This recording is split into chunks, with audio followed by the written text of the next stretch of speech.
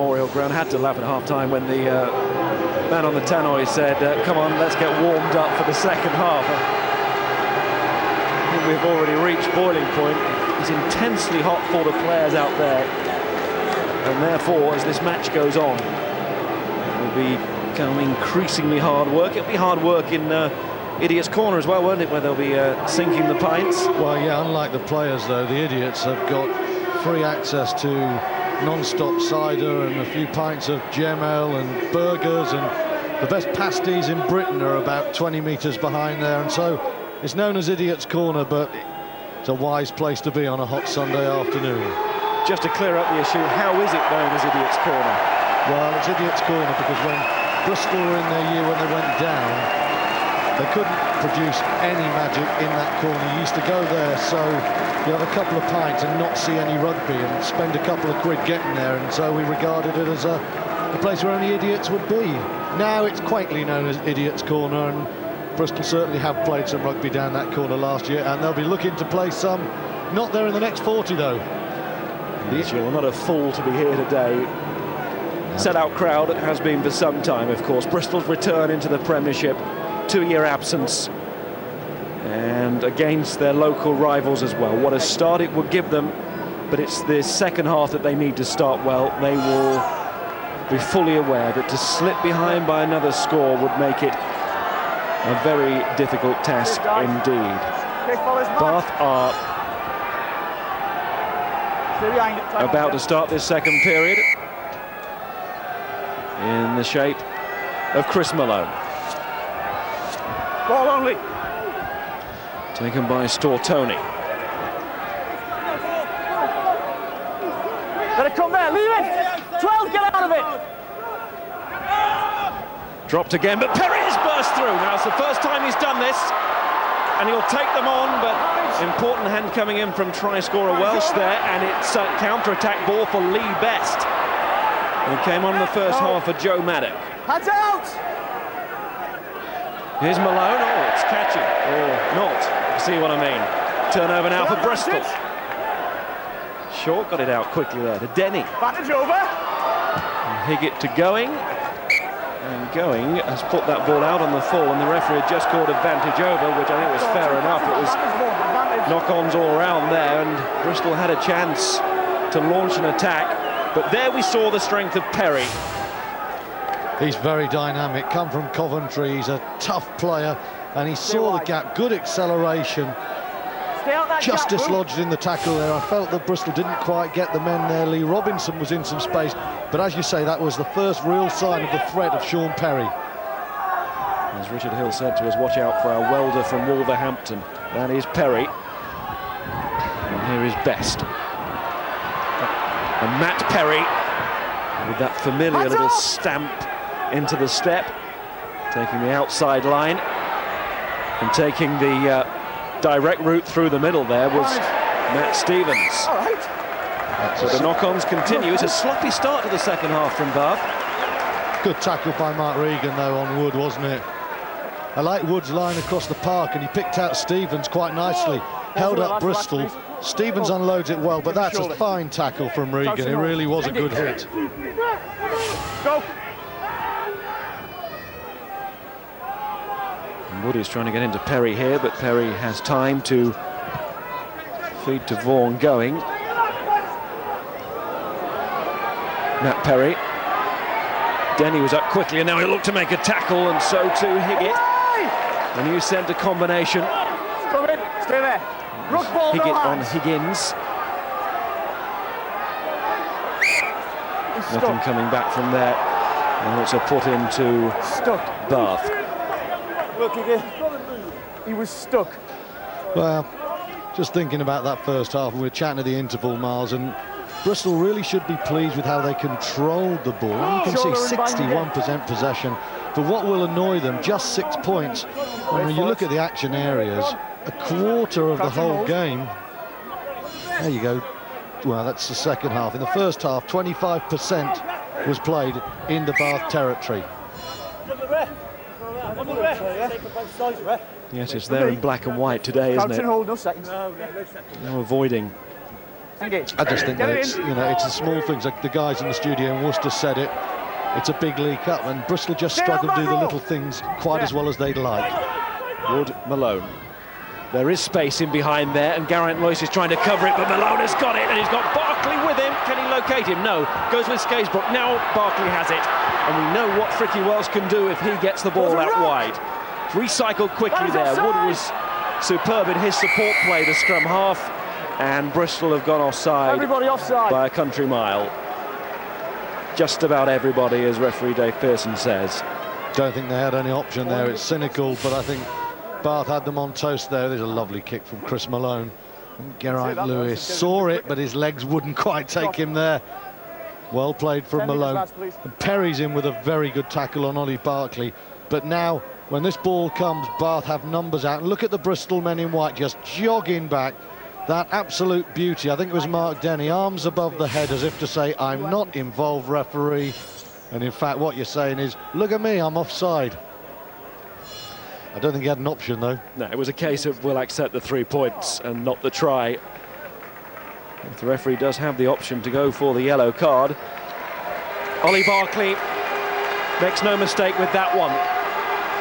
Horrible miss just before half-time. In fact, a couple got away for Barkley in the first half that he would normally expect to get, but now it's 3 from 5 with that successful third kick, and it's 16-6, and that all-important first score goes with Bath. Now, has he changed his style this season, do you think? A little bit. It seems that the Wilkinson vogue is slightly out of fashion, perhaps, compared to last year when the whole world was doing Johnny's praying mantis role. Knock back, play on, knock back. Easy. The original Barkley, 2005. Penalty for Bristol. Just what their doctor ordered. That chance again to score immediately. The opponents have just put an important score on the board, and Mark Regan, just in case his captain had any doubt, is pointing towards those posts. It's in a very central position. No option at all there. No option at all. And Jason Strange has to get this one. You know, this is taking us back to the action areas and possession and Bristol's real problem. Plenty of control, not quite the penetration. Bath's defence excellent. 5 visits, no points for Bristol, and Bath, with just the 2 visits, came away with a runaway 7 points from one of them. You have to take points when you have territorial advantage. It's a golden rule of Premiership rugby. They can get wrapped up in these things and just go a little bit early in a season in general and build up too much. But in the context of Bristol's season, how important is this kick now for Jason Strange? You could feel around the ground exactly how important that was. A sense of joy, but also a sense of great relief. Well, I don't think Bristol need to think too much beyond this afternoon. You know, I think you and I, we saw Worcester struggle against Newcastle and we thought, oh, blimey, are they going to hang on in there? Teams do adapt. Bristol will get better. Today, if they could get anything, it would be a big bonus. And those 3 points, what they do, they keep this derby well and truly cooking. Back, play on. In the first half, I had that thought. It did feel exactly like a year ago when we watched Worcester against Newcastle. Not just the temperature, we had to change our shirts 5 times then, but, you know, the nature of the game. And where Bristol are at and where Worcester are at then. But imagine again just what a victory would do for everybody wearing those Bristol regular colours in their chain strip today. And that's Jason Strange going a little bit in confidence after that kick. Wobbly kick to the post, but nothing wobbly about that. He'll tell you he hit it low on purpose just to get the distance, the old fly half trick. That was a good kick. But now, of course, he's got territory, but Lee Mears has got Brewcock, BT, Borthwick to target. Mears throws. Brewcock again. Wood, Malone, Barkley and Fernardi. Haven't seen too much of Fernardi as a ball carrier today. Normally such a big part of his game for the big man. He has got a penalty for Bath. I think they're trying to get him into the game because Bath really haven't had that much possession and haven't got their pick and drive going. They're just using Isaac Fernardi a little bit wider try and get some targets, because they haven't been able to get that driving game of theirs going. I mean, frankly, it's 16-9 Bath, but they're winning because of Nouse defence and the opportunism of Fricky Walsh. And how many times did they win games like that last season? Strong forward effort, typified there by Fernati, and catching sides on the break.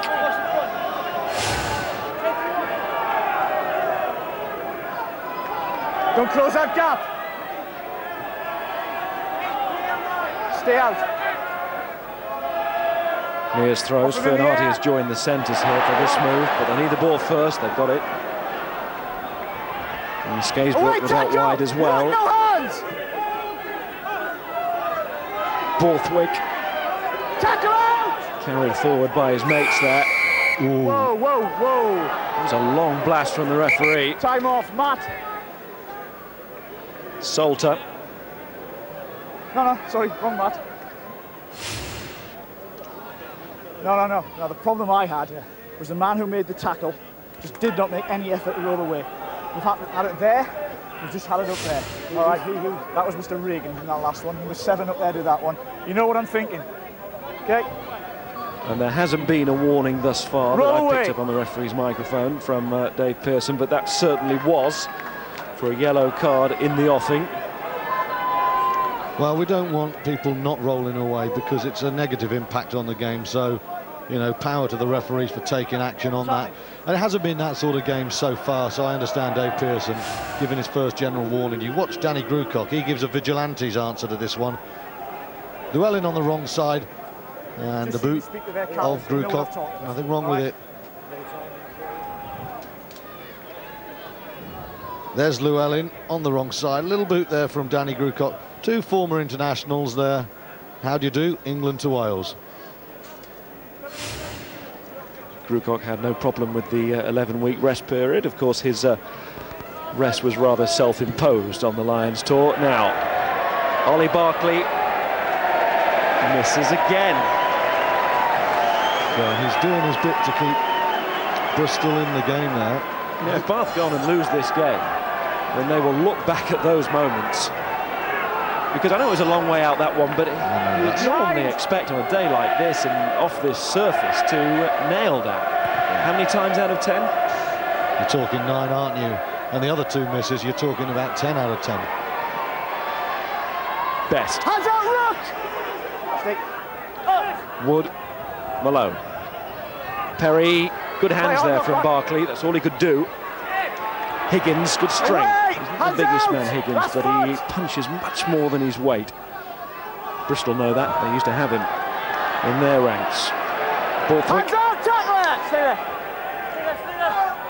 Wood again, and for Nick Walsh, who pulled out injured.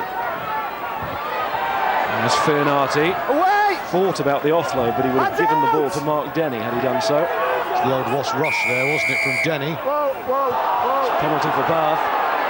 And they're racking up, and it's going to be a yellow card. Look, was called hands out, he's throwing the ball down. And it is Mark Denny who goes.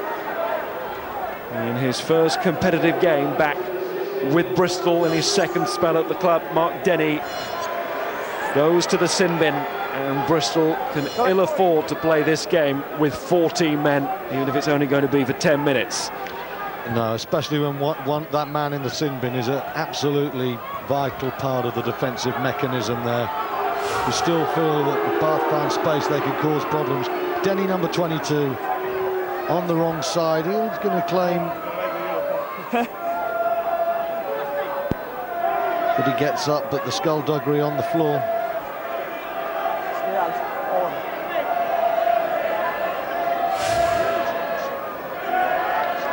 Two. So now can the Bath backs take advantage. Extra man in the back division.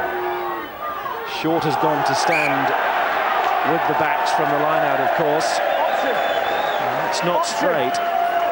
And it's not good considering the position they have at the moment. Legal. A man to the good. Now, Mark Regan, if he could, would look to reset this scrum about 22 times and count out 10 minutes.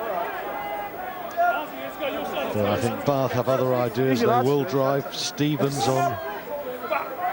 Young, dynamic front row of Bath against a gnarled, experienced Get it in. Bristol trio. It's been a fascinating battle, and that's solid from Bristol. Picked up by Lewis. Tackle around, hands off! Perry. High one for Strange to take. He got it down on the boot quickly enough. Ricky Welsh. Lost Robinson again. A bit too hot to handle is Ricky Welsh for Lee Robinson at the moment, who's learning all the time. No. Tackle around, run! The former Plymouth man. Lee Best. Away! Good to see him back, having had so many injury problems in his career. Go. Still in, still in. Picked up by Grucock. Move! Another penalty. They're grinding out these penalties now. Got to move. Can Barkley make it 19-9 this time? Another one away.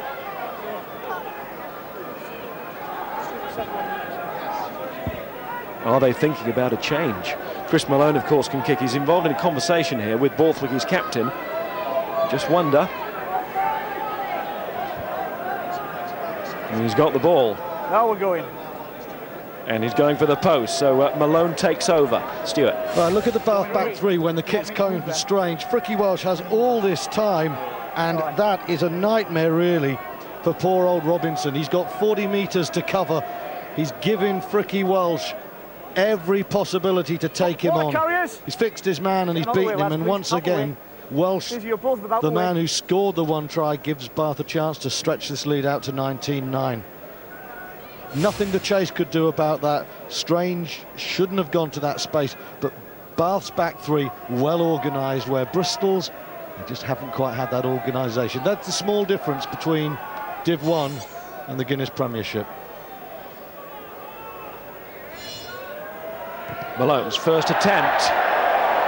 Oh, he's hit the wood. As close as that. I never know, Miles. Is that unlucky? Or is he lucky to get that close? Because that is a horrible strike. That's out of the Barnes Bath fly-half boot. But it gets there. I don't know, is he unlucky or is he lucky that he hit the post?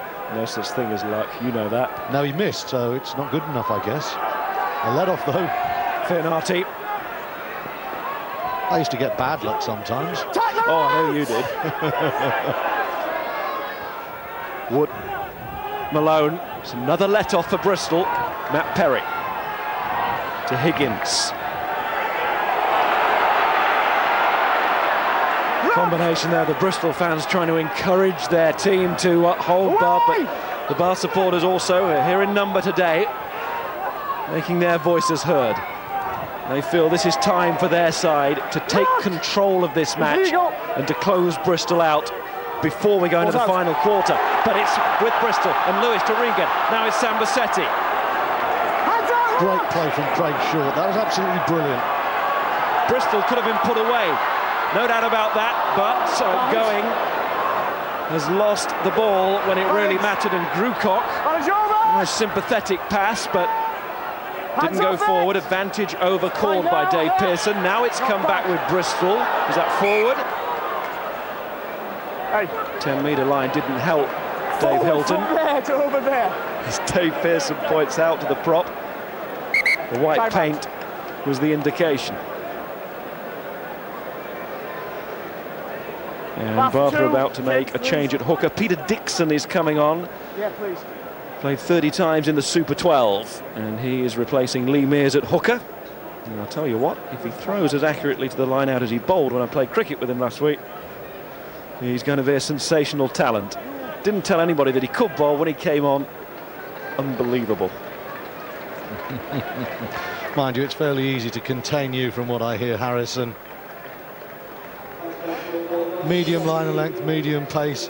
What he'll be looking to do now is improve what for Bath is a pretty poor day. And Bristol's line out, they've gone very well. 5 out of 6 won, and look at Bath. 66% success rate, and that's... Not many teams do that to Bath, do they? And Lee Mears will be a little bit disappointed. That's a head injury, lad. Loads of time. Okay, head injury. Salter's down again. And that is why he's clashed into the head of his own player there. Well, it looked like Mark Regan to me, and Mark Regan has got a very thick head, for want of a better word, and that's going to hurt Matt Salter. Didn't hurt Mark Regan. The great thing about that comment is that Mark Regan will see it as a compliment. I meant skull. I was a bit careless with my words on the first Sunday of the season. Salter, number 6, goes in, and there goes Mark Regan. Bang. Oof. And just briefly to go back to the cricket, you're absolutely right. Punter Ponting feels like Brett Lee to me. Hold only. Sad those Australians struggling, isn't it? Breaks my heart. Nope. Hold. Engage. Finish the job, boys. Get it in. Here we go. Back here. With Malone, super line. Carving them apart. Has he got the support? Best against his former club. In the end, tripping over, just couldn't make it. And it's a penalty to Bristol. All right. It's another moment for Bath that gets away from them. Isolated, held on.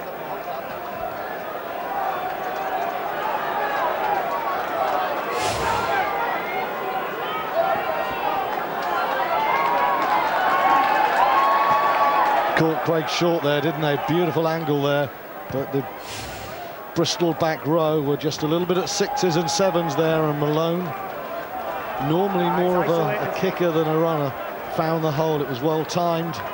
That's found mine. that gap. That was mine. Where's his stand? Regan almost breaking into a jog there as he gets forward to this line out.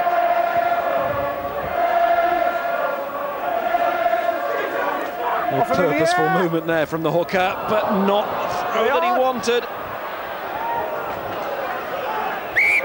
No! Bristol put in for the knock He on. couldn't move. Look, there's 3 of them pulling him in. There was 3 of them blocking him in. Well, just watch Craig Short illustrated there, just drifting out, and then suddenly, Time off. from nowhere, there comes that arcing line from off picture. Bang, Malone. Nobody up there, Short on his own, and the Bristol front 5 still being scrummaged by Bath. Great play. And just to continue this ex-Bath and ex-Bristol theme, Alex Clark has come on now in the front row for Dave Hilton. Another former Bath man, Alex Clark.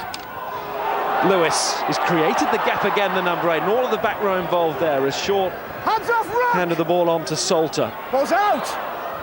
Hands out, Rook! But Bristol fighting on the floor to make sure that they're not turned over again. Still in, lads. Out now. They're still in this match. Whether they believe they can go on to win it is another thing. That will help them. Well, they're counting down the 10 minutes without Mark Denny pretty well. I mean, that man there. we must be around the 8-minute mark now. Just get out the way. And this will allow Jason Strange and Bristol to just take their time. Denny, he had that sense of a man so disappointed not to be playing in this game, didn't he? And, you know, we watched him in training tearing shirts off the back of opponents, which is what you want. You know, Richard Hill said to us, I told the boys, we're not going to win the Premiership by being smiley and nice to each other. You need edge. Well, that's why I signed Sean Perry, the scrum half, wasn't it? After the Coventry game against Bristol last season, final whistle, Perry is tearing into Richard Hill. They're having a stand-up row. Hill gives, of course, as good as he gets, and then immediately thinks, I'm going to sign you. I like what you do. I like your attitude. And you can see a lot of Richard Hill in Perry in the way that he plays, that aggressive, in-your-face approach.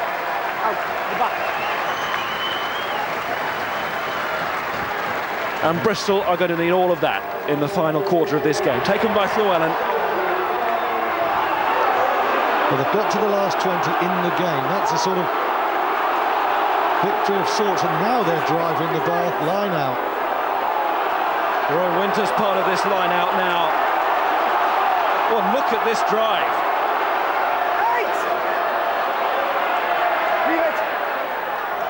It has been a hot, energy-sapping afternoon, but Bristol are starting to dig deep here. Strange is caught. Perry goes blindside, finds going. Can someone produce the magic? Geraint Lewis, good hands again from him. Perry short to Stortoni. Big favourite here. Perry again, Strange. Home crowd starting to get right into this now. Robinson's the only man on this side, so they go right to Stortoni again. And he's run into his own man. Accidental offside, yeah. But in that move, for the first time in a long time, there was self-belief from Bristol. But before the game, you'd have said that line-out catch and drive would have been coming from Bath, aimed into the heart of Bristol. Right. Super work from the Bristol forwards, but you have to admire the organisation, the tenacity, the control of that Bath defensive effort.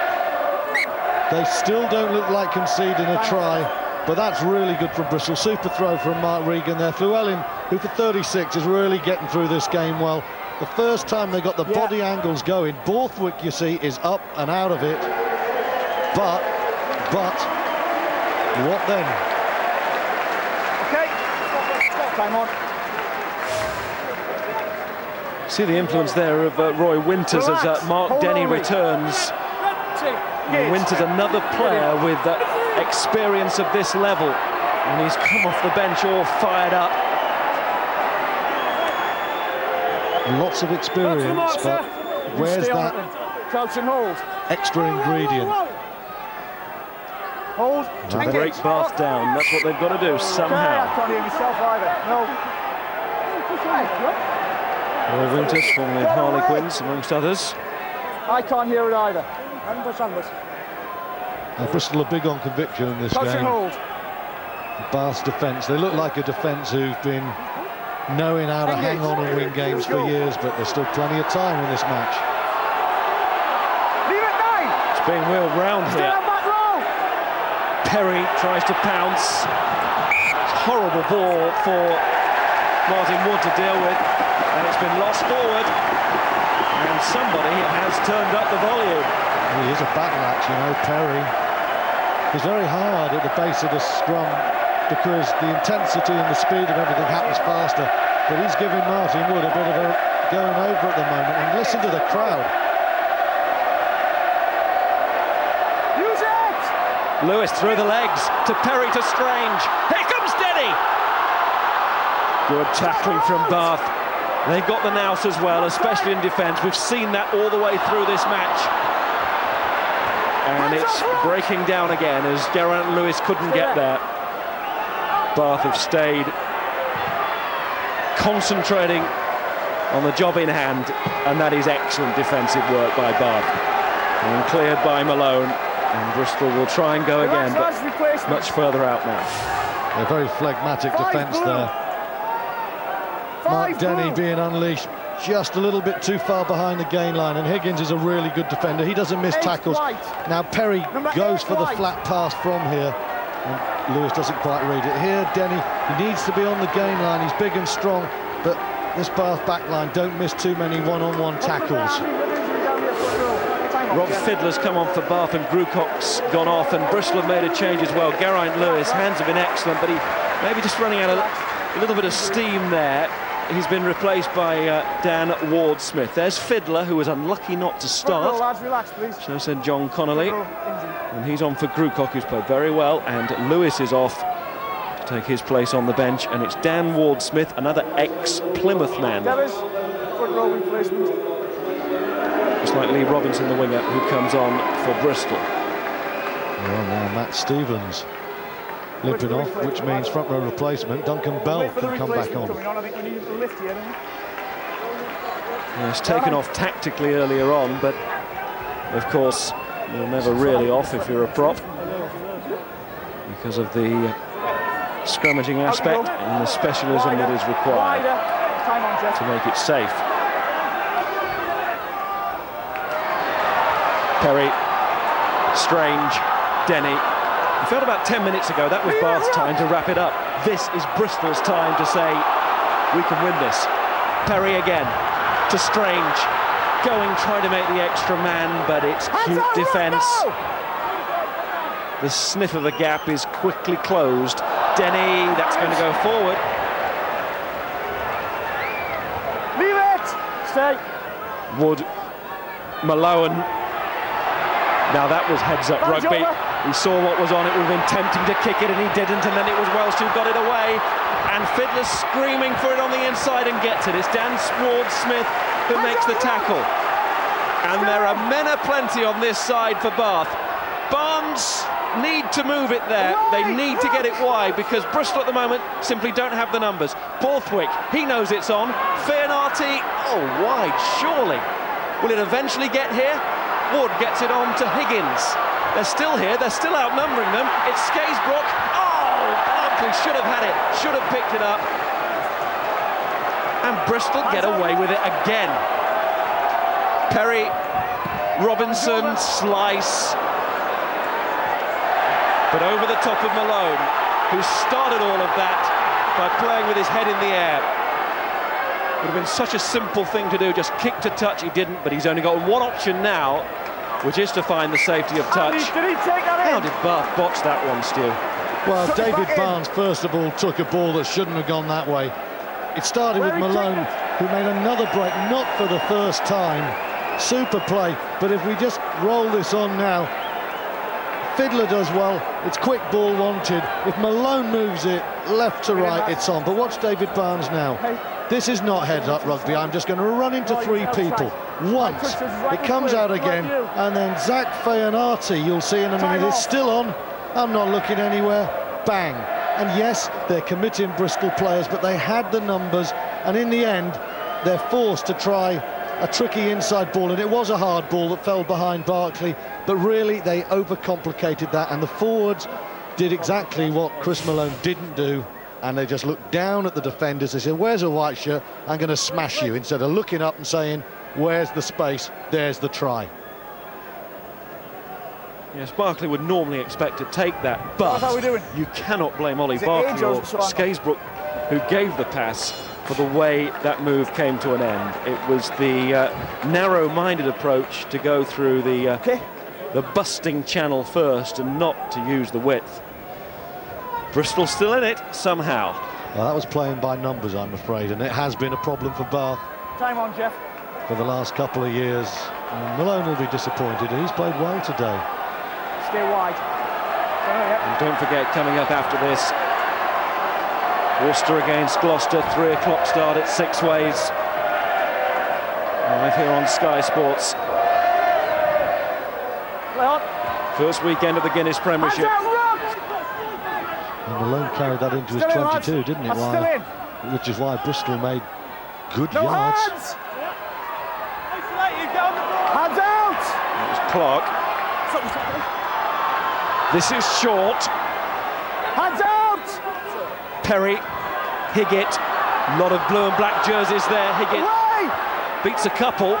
Has he got the ball back? Advantage to Bristol. Penalty. Still a lot of time on that clock. And Strange has to take 3 points here.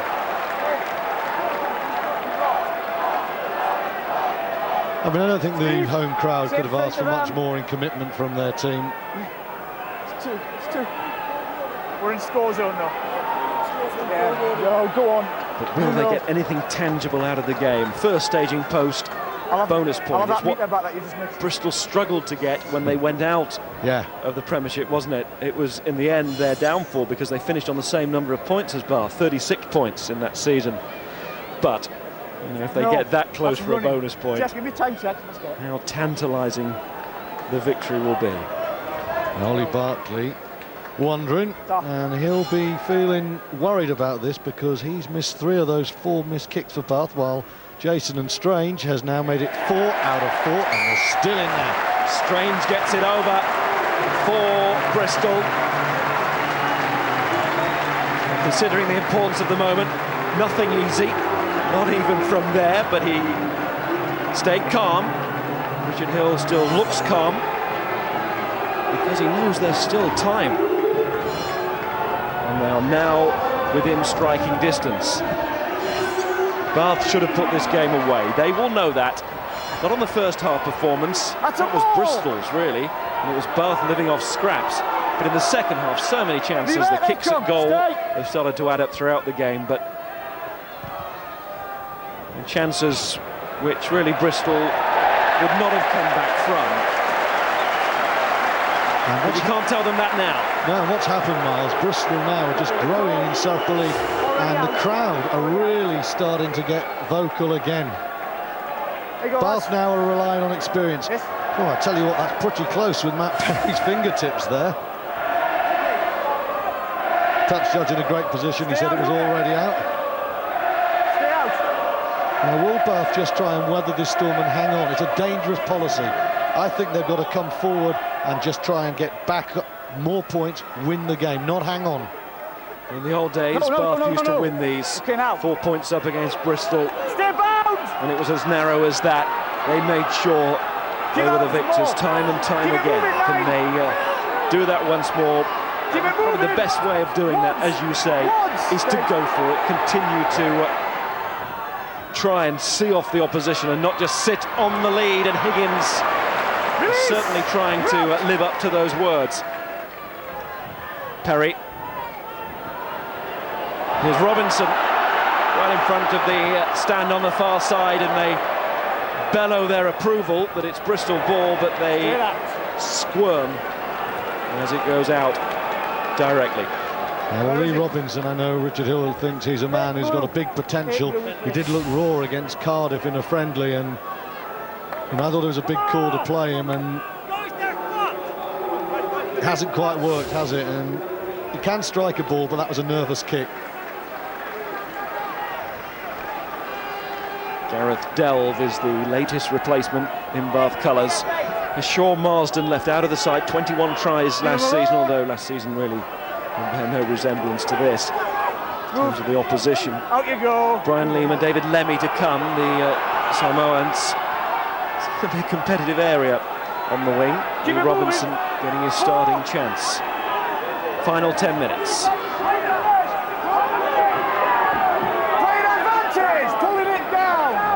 Maul has been pulled down, and that's a penalty offence. Hands out, right. Stay. Ricky Welsh can't take that one. But the referee knew what was going to happen if Bath made the mistake. Well, 4 points up. Surely Chris Malone, I think, will have taken on the responsibilities and will go for the 3 points. They've got the line-out option, but it hasn't been quite as smooth and functional as normal. And Malone, you know, he has his limitations, but time and again for Bath, he's kicked the important one. And this time, though, maybe it's 3 out of 7 has dented their confidence. He's going for the corner.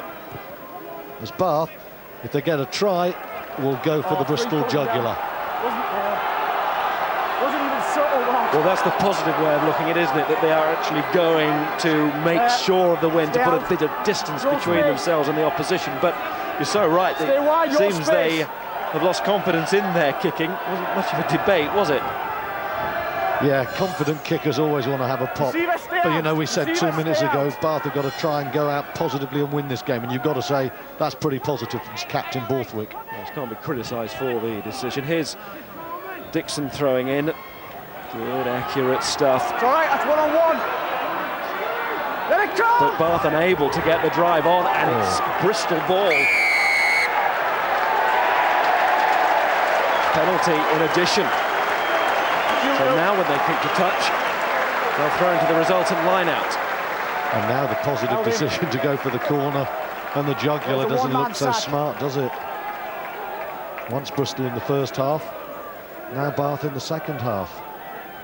Great defensive work as well from Bristol. And once again, that Bath drive just wasn't as tight as it normally is. One-on-one, and you could take them out in the tackle. They just let themselves go a bit. Just sack up there, one man. Let's go. Borthwick's juggernaut, not quite as solid as you expect. Early days of the season, though.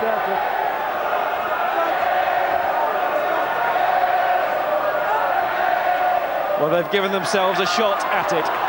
Let's see how they do. Strange to Denny, to Stortoni. Here comes Going. It was a good line, but it was well read by Barkley. And a good tackle that followed. Perry to Strange. And forwards go in again to set it up for the half-backs. Looking around, finds Stortoni this time. Good little ball between the two centres there. Higgett and Denny, and then short grimaces as that tackle is made by Higgins. Strange again to Robinson. Now Bristol have a chance to go wide. Oh, Robinson's going! He stepped another! Oh, Lee Robinson! My goodness!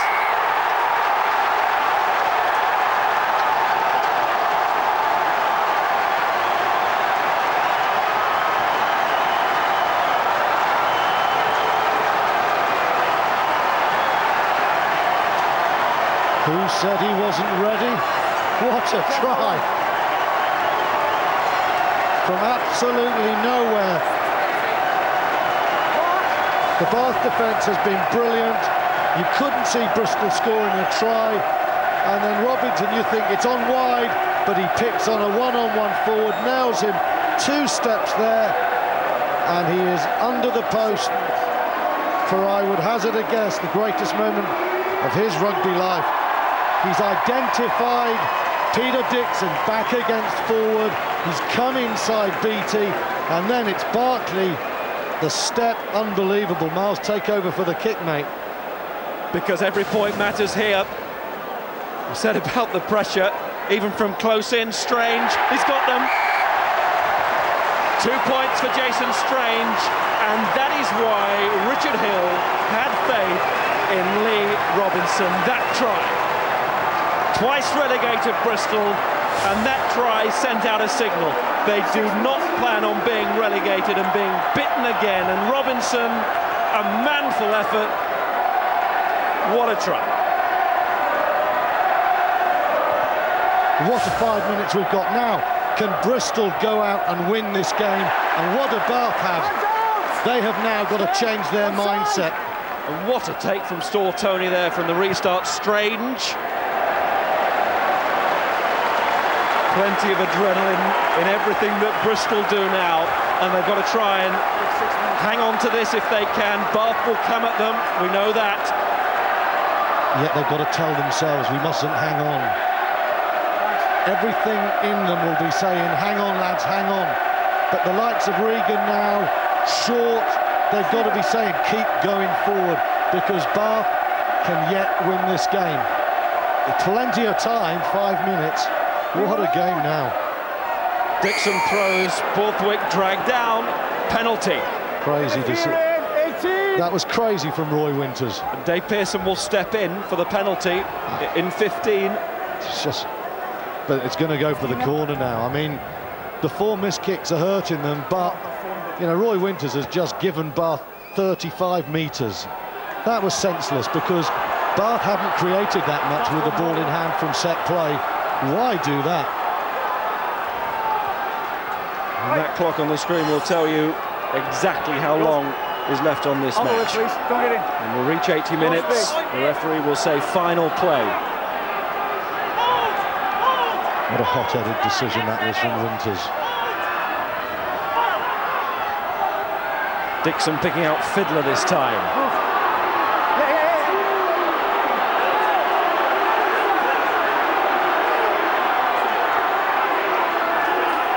Bath are starting to get the drive going. Real test of their character, this.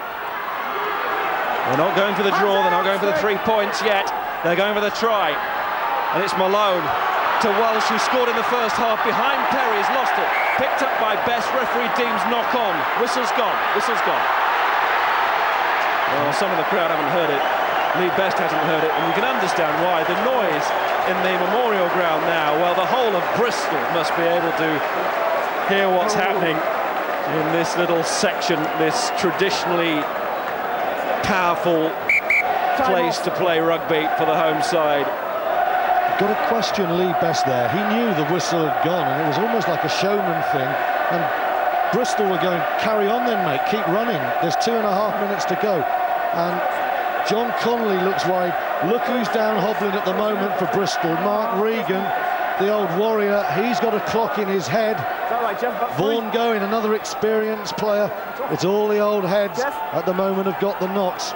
Regan's hobbling, but I cannot believe, Miles, he is going to leave this scrap now. 2:30. Lee Best might have been hurt by playing on there. He's down on the field. Surely not another injury for him. Regan is okay, as I think we fully expect. You know, Best is also back on his feet too. Oh, what a scrum now for Bristol. Darren Crompton, I've got to say, manful game as well. Can they stay solid? Clock's on. Yeah. Slip, re-scrum. And this won't hurt Bristol at all. Re-scrum. Re-scrum, this is slip.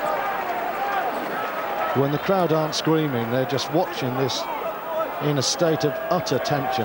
This is a dream for Bristol to beat Bath. I don't think that many fans believe they could do it. If they do it, what a launch pad for their season, but still 2 minutes. Regan striking at the scrum there. Dan Ward-Smith picks up.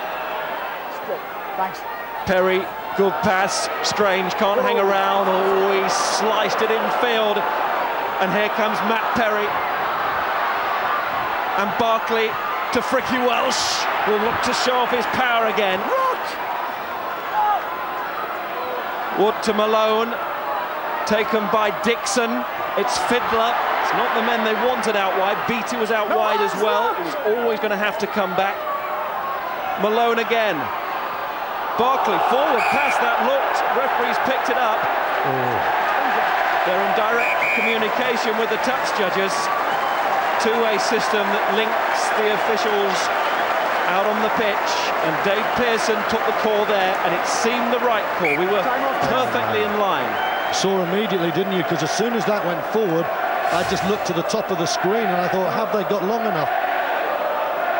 Barkley is forward there to Higgins, and Bath now one scrum from a shock defeat against their arch enemy. And as for Bristol, they are 1 minute from one of the great days in this old club's history, because to come back into the Premiership, we said before, it would be a quantum leap to beat anyone, but they have fed off this local rivalry, and they've been brave, and they found the moment of inspiration. You couldn't see it coming, it didn't seem to be structured, and then Robinson, wow. Crompton, the former Bath man, had the treatment there. We've talked about the experience in the front row. Hilton has now gone off, but Regan and Crompton still out there, along with Alex Clark, who also played at Bath. And the old wise heads have been there for all to see today, especially in the last 5 minutes. Off at 9, leave it 9, thanks. Stay down! Perry, he'll hold on to this. Taken by Ward-Smith inside the final minute. Will they try and kick for position, or they try and take it into the tackle? First of all, it's into the tackle, they go, but Higgins thumps his man on the floor, and it might be enough to turn the ball over. Look at that scrap for it. Well, it's easy said now, should they have thumped that one out? Yes, Jason Strange should have done that, but he's done well. Robinson smiling. But this Bristol front five have done quite brilliantly. I think all the front row superb, but 36-year-old Gareth Llewellyn, you can't see him. He's right in the furnace of the scrum. He's done well on line-out. He's been defensively solid. All his experience has been brought to bear. The Welshman is my man of the match, the Guinness Premiership man of the match. Malone, Barkley. Out it comes to Andy Williams, who's come on to replace Lee Best as a replacement wing, normally a scrum half. Played wing before. He's not going to have long to play it today, though. We're into the last play of the match. It's Barkley, and Perry needs to get across.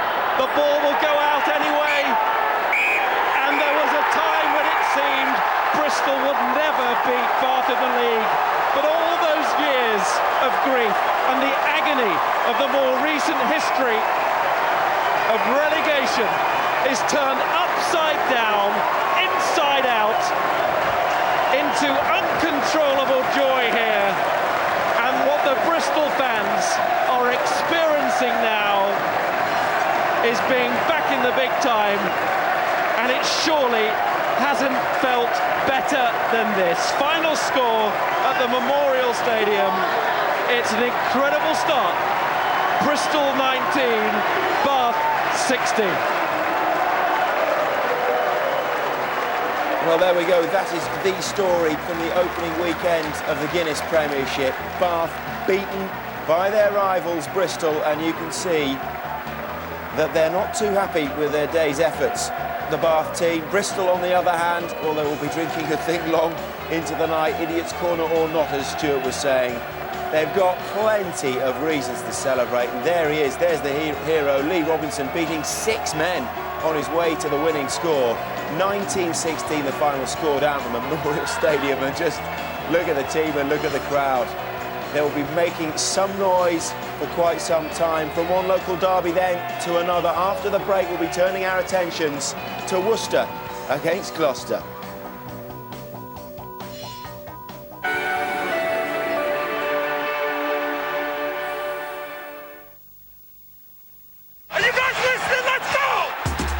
NFL is back on Sky Sports with more live games than ever before. This is a crazy game, man.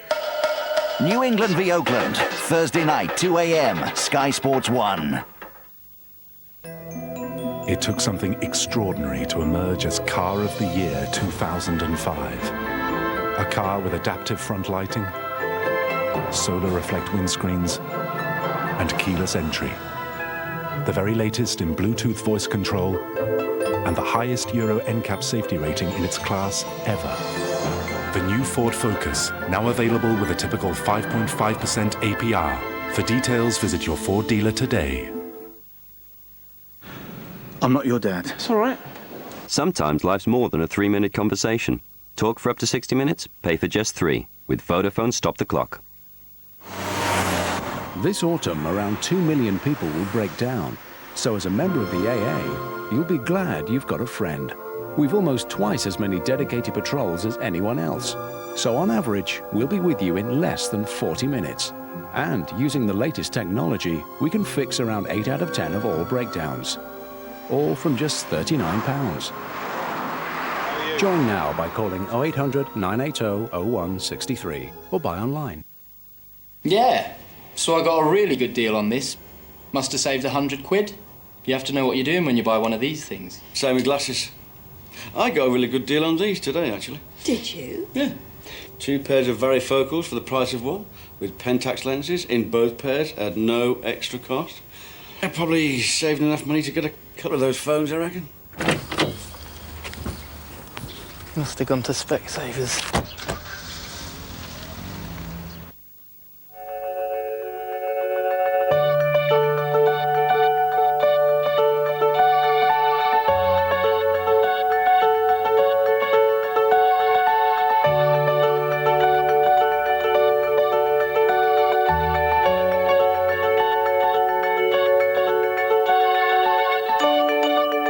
The Sharp Aquos LCD TV.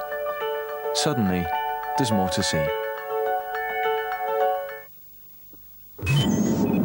No one really knows what's going to happen in the future, and I don't like surprises. That's why I do like inflation-beating savings. They're guaranteed to grow ahead of inflation whatever happens. They're tax-free, no risk, and I believe in them. That's why my fee for this ad is going to Great Ormond Street. To invest in inflation-beating savings, visit nsandi.com. Cast in solid lead for perfect detail. Then individually hand-painted to form an authentic collector's edition. The classic Marvel figurine collection. A unique chronicle of the superheroes and supervillains that made comic book history. All the characters are here, both good and evil. Each comes with a magazine rich in comic book art and background detail. Start your collection with Spider-Man at newsagents now. Is your car a bit special? A sports car, a 4x4, or an executive saloon? You probably find most insurance companies want to charge you a fortune, if they want to know you at all. So what's the alternative? First Alternative, an insurance company set up for motorists like you. Call First Alternative now, and you could cut your car insurance premium down to size. Call 08450 455 455 and see how much you could save. New customers save an extra 10% when you buy online at firstalternative.com.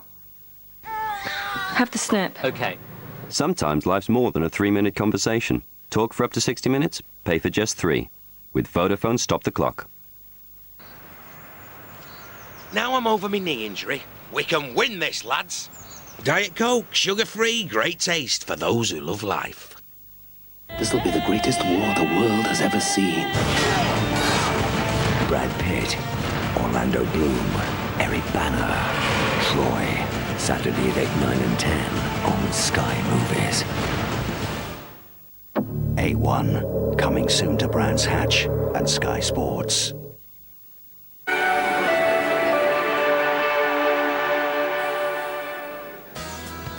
Full time at the Memorial Stadium, and Bristol have pulled off an opening day sensation. Fierce rivals Bath beaten 19-16, and no one can say they didn't deserve it. What a win for Richard Hill and his men.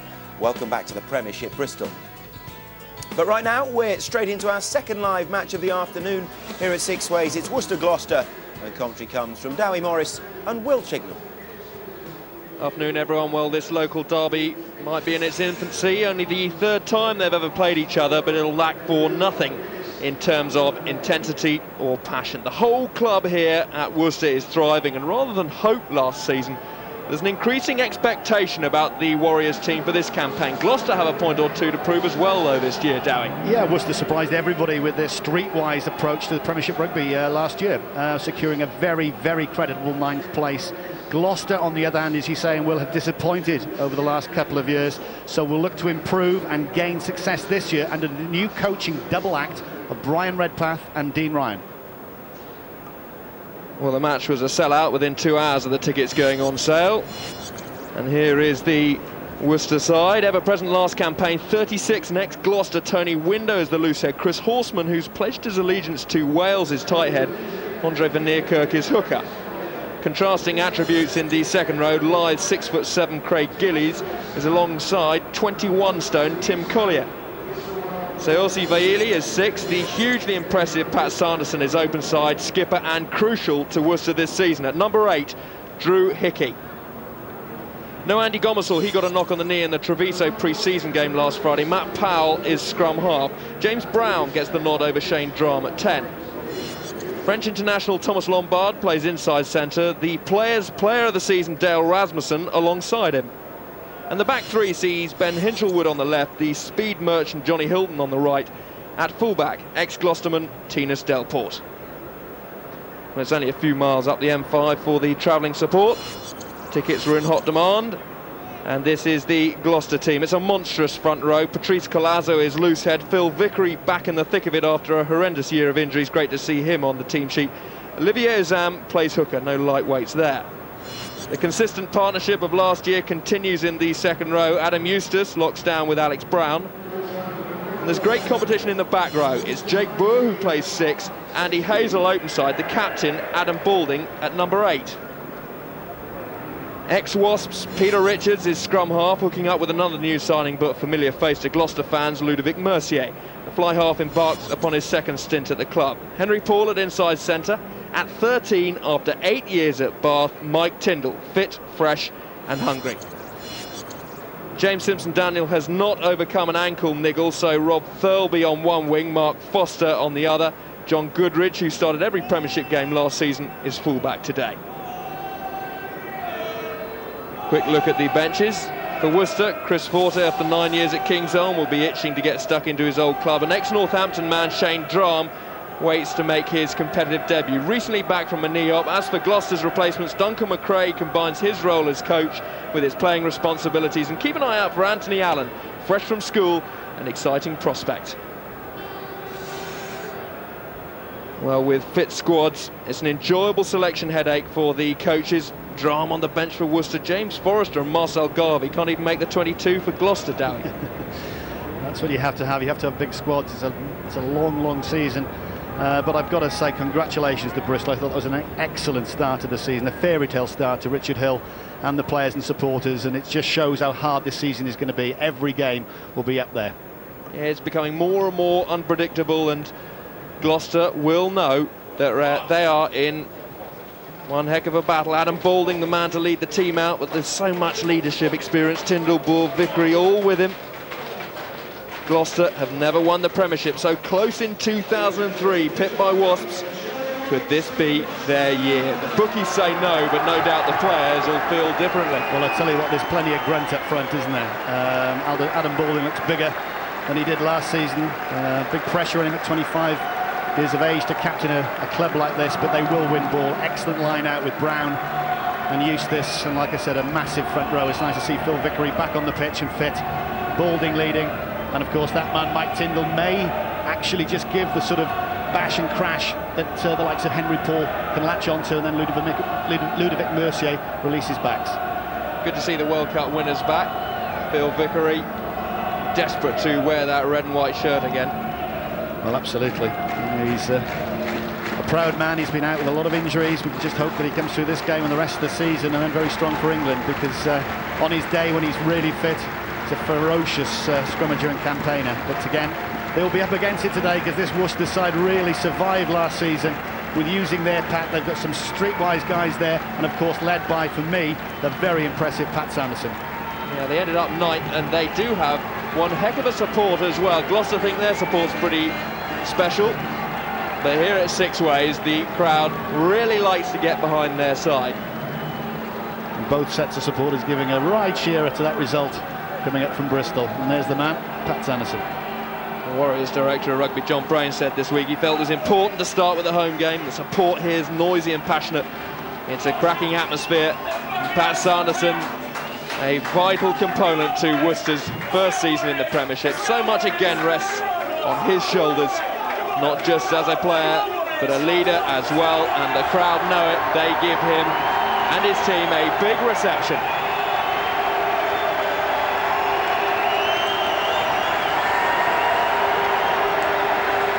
Absolutely superb, and Olivia Azam stands on halfway and eyeballs the whole of the Worcester pack. So I tell you what, there'll be no quarter Arsenal given today. It's going to be ferocious. Well, Worcester building on solid foundations, great facilities, and there's a feeling that the club could be a powerhouse of the game in years to come. Well, they're meeting one of the game's oldest and biggest hitters in Gloucester. Could be fairly monumental up front, Dowie. There's two guys there, Collier and Gillies for Worcester. Gillies will win the ball, and Collier will do about everything else. He was out for the large at the end of the season with a couple of injuries, but he's back fit, and like he said, I think he weighs something over 20 stone.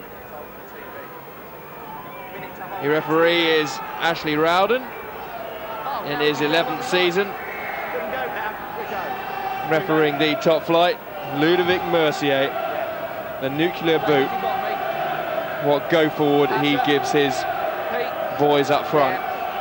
Well, when Gloucester were going well, Ludovic Mercier was there. Tony Window, ex of Gloucester, maybe receiving this ball or helping one of his second rows to collect it. But Mercier has got an absolute amazing boot on him. Well, we've seen one sensational local derby already today. Here's the second. Mercier starts for Gloucester. Play on, says the referee, but Nearkirk takes it and secures the ball for Worcester. Powell is waiting there, and the whistle goes Worcester's way. Away you go. Not rolling away, said the referee. Jake Boer, the man singled out. And not going for the obvious option, putting it in front of the forwards, a cheeky little hook back kick to the right-hand side. So Tinas Delport, ex of Gloucester, to thump this one upfield, and however much players change clubs, it's always a little bit more personal, is it, when they see their old club in front of them? That's right. Well, it's professional rugby now. In amateur days it probably would be looked upon a little bit different, but it's the job. But even so, the supporters don't forget. But he didn't really figure much in Gloucester's plans down there. He's moved to Worcester and had a cracking season last year. So Worcester, with the noise of the crowd urging them on, just trying to work their muscle into Gloucester, and getting a little bit of a shunt on there. Ball comes back for Powell, who waits, and Lombard. Hands off. Powell again, working the short side, just nipping it through, and Foster takes that up, secures it for Gloucester. Foster, Offside, advantage. the right winger, and Mercier just sits on his 22, thunders it upfield. Offside though, so Mercier will get another strike. No. Not in a pressurised situation this time. No, not one of his best, but a gauntlet has been thrown down to the Gloucester forwards, that's for sure. Worcester, very strong, very organised, obviously under John Brain. There's a lot about forward play, and Pat Sanderson, I think he was exceptional form, leading Worcester on the pitch, and also the way he played in the 7 shirt. Pat Sanderson will know that they have to be so disciplined with Mercier because he can strike from such long range. That is true. And one other thing, I can't believe Pat Sanderson is not in the elite England squad of 45. He hasn't done anything wrong as far as I could see last season. Well, he captained the Churchill Cup squad, but he's up against Andy Hazel, who is in the 45-man elite player squad. So, tasty head-to-head. Bring it on, I think Pat would be saying. But Andy Hazel, good player, feisty character. I think he's got about 6 England caps, but you know, he can perform, but it's all about the platform. The big front fives have got to do their job, both line out and scrum, and we'll see these two terriers get at each other. Olivier Zan, bruising French presence in the thick of the front row for Gloucester. Takes his time and hits his jumper. He's legal. No. Now Gloucester try to get the grunt working and rolling their way infield. They have the advantage. Worcester going in the side, but Worcester aren't finished yet. They're trying to take advantage, and steaming on is Azam. Really going well now, Gloucester. Picked up again by the skipper Balding. Desperate defence from Worcester. Richards to Mercier, he wants the 3 points. Just scoops it over. As easy as that. Take your points when they're on offer. That was again a monumental drive from the Gloucester forwards. Azam at the core of it, at the heart of it. And when the ball came back from Richards to Mercier, he doesn't miss from those threads. You can see Azam there, down. He's not held. Forwards drive over him because he's not held. He can get up off the floor, drive the ball. Great presentation. What a character! What a carrier of the ball Olivier Azam is. Well, Worcester built a lot of their wins and good work on such a solid forward platform. They've got quite a test today. Balding works his way in field, and it's 8 on 8. It's Hickey on Balding. Referee very quick on the whistle. Time off, please, David. That looked nasty. Skip. Balding is still down. I'll tell you what's wrong with it when you come here. Just listen to what Ashley Rowden has to say. No, it wasn't. Yes, it is. No attempt to grasp, shoulder charge, illegal. Be thankful it's not a yellow. He does it again, he is. It's a physical game, he makes an effort to grasp. No effort to grasp. There we go, fairly stern warning on Drew Hickey. So Adam Balding's all right. No arms involved in that collision, and the referee's not happy. Well, here we see it. Adam Balding going across. Drew Hickey coming straight in. Well, I'm sorry, but the letter of the law, that's a yellow card. It's as simple as that. He made no attempt whatsoever. He hit the guy. It's not as if he's shaded. He's come straight in with only one attempt. Well, one is to knock Balding out, and that's what he's done. Drew Hickey maybe can count himself a little bit lucky. I think very lucky. That's the problem. If you lead with your shoulder, we see it so many times in the Premiership that you've got to wrap your arms around the guy carrying the ball, and I just hope it isn't as serious as it first looks. Adam Balding obviously out there, the medical staff are on, and obviously they're not going to move him unless they're absolutely certain that everything's okay. Phil Vickery, who's had so much trouble with his injury since the World Cup, 2 back operations, a smashed eye socket and a broken arm. He's so looking forward to getting back for Gloucester. He says it'll take 5 or 6 games for him to be really humming at top level fitness. He'll be hoping that his skipper can carry on. He doesn't look too happy. He'll be off the pitch. Of course, Phil Vickery, former Gloucester captain. Indeed, Phil Vickery will just be looking to get through this game, and it looks like Adam Balding won't be getting through this game. He's taking a knock, he's holding his jaw, and just hope again that isn't a broken jaw of some sort, but he's very, very groggy, as you can see from your pictures. There's Vickery and Jake Boer as well, captain Gloucester, so no lack of leadership experience there. See, and this is the problem, isn't it? You know, the guy goes off, so obviously you bring a sub on straight away, well, that's fine, but again, the guy making the illegal tackle is still allowed to be on the pitch. He's not been penalised, Worcester haven't been penalised, you know, now Gloucester have lost the captain. Step off the mark. Step Step off the mark. Step off the mark.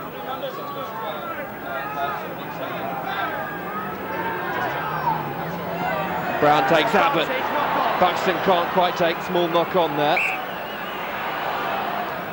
Knock on by Red. Knock on by Red. A little bit scrappy. Scrum down. Over here. Crouch and hold. Can't afford to give the ball away as easily as that. Free kick, and against you. Richards wants to take it quickly. And the referees are going to be very quick on this crouch and hold. They want to get these sets of the scrum exactly right. Eustace there. Richards, Mercier hoists this one high. It's long. Delport's underneath it. He doesn't take it cleanly. The referee says play on. He's trying to run himself out of trouble. Gloucester are all over him. Great tracing there by Mike Tyndall. Delport not taking the catch, but I think they've just about managed to secure the ball. Powell hits that one up.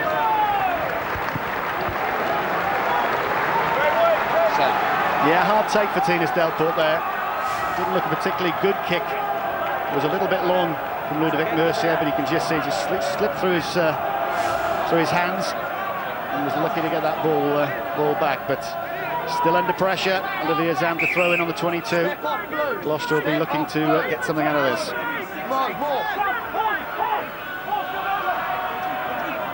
Good territory now for Gloucester. Ball comes back to Richards and Mercier. Henry Paul, Tyndall.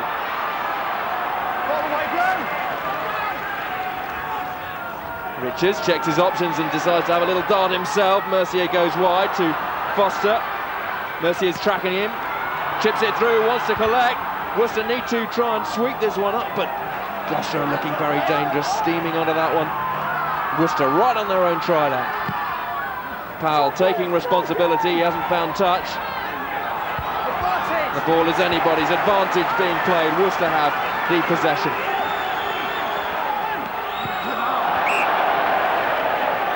So much good work from Worcester then, and just a knock-on from Pat Sanderson. But an initial knock-on from that box kick from Matt Powell allows Worcester to put the ball in and to really leave some pressure. Like you say, Gloucester are looking better, looking more direct this year from that lateral play we saw so much last season. Worcester nudged the pack weight by a stone. Through a blast of the whistle. Rowden is not happy. Again, we'll see what didn't quite catch from our angle up here exactly what happened, but Ashley Rowden has seen something. Original penalty. Red 7 has gone through offside. This player here, after I've blown the whistle, 2 quick digs in the back with his boot, no need to, reversed. It's Chris Horseman that has the penalty reversed. Well, it's again a silly penalty to give away when you've won the ball initially. And again with this man, well, there's Chris Horseman. He's put himself up for Welsh selection. A fantastic performer, again injured at the end of the last season, but one to really watch this year. Can be very physical. And you're going to have to say that it's a little bit stupid, because the man just placing the ball on the tee is one of the most prolific, well, point scorers I've ever seen in the Premiership, Ludovic Mercier. Well, if anyone's forgot Mercier's huge boot since he left Gloucester after his first 2-year stint, we'll soon be reminded as to his accuracy as well. That's 3 points. Gloucester are settling into this one. I think Pat Sanderson needs to have a word with his forwards. Just don't give away penalties. I mean, that was just a give me really from the range that Ludovic Mercier can kick them from. Really from halfway, it's a give me, here we go situation. There's the penalty initially, Andy Hazel. I know it's frustrating because the guys come through offside, but you can't afford to do it. Especially what we've been hearing is that referees going to be a lot tighter on those decisions and foul play this year. Brown just plucks that one. Horseman again has been told by the referee not to get himself in trouble. And Gloucester's Pat trying to hurt Worcester. There was Collier in the middle trying to stop that drive. Richards, Mercier, with his favoured left boot. He's getting it behind Johnny Hilton, who is rapid if he's given space, but he's been closed down so quickly. That was a very fine strike from the Frenchman. There's a little bit going on the floor. Tim Collier, but again you can see Ludovic Mercier just playing the percentages. Such an experienced guy. That left boot of his just puts the roll on the ball. This is 22. A little bit of wind out there just to help, but you can just see the spin end over end. And that's a tremendous gain, 22 to 22. Jake Ball coming back on.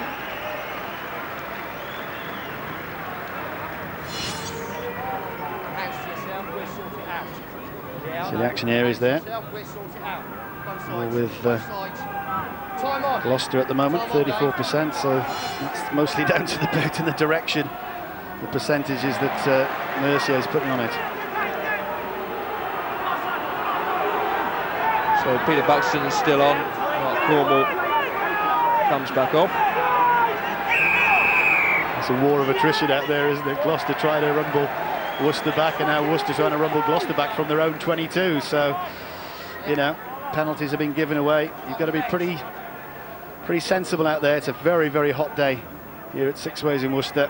You know, you've got to conserve your energy and obviously look after the ball.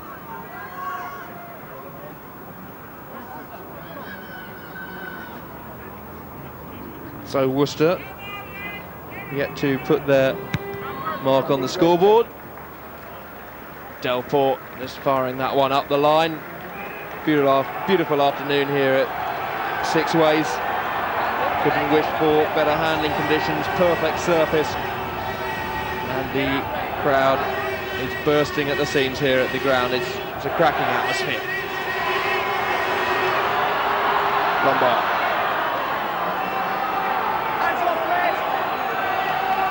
Powell, and Neerkirk tries to stay strong, and it was ripped off in there just to try and keep the ball secure.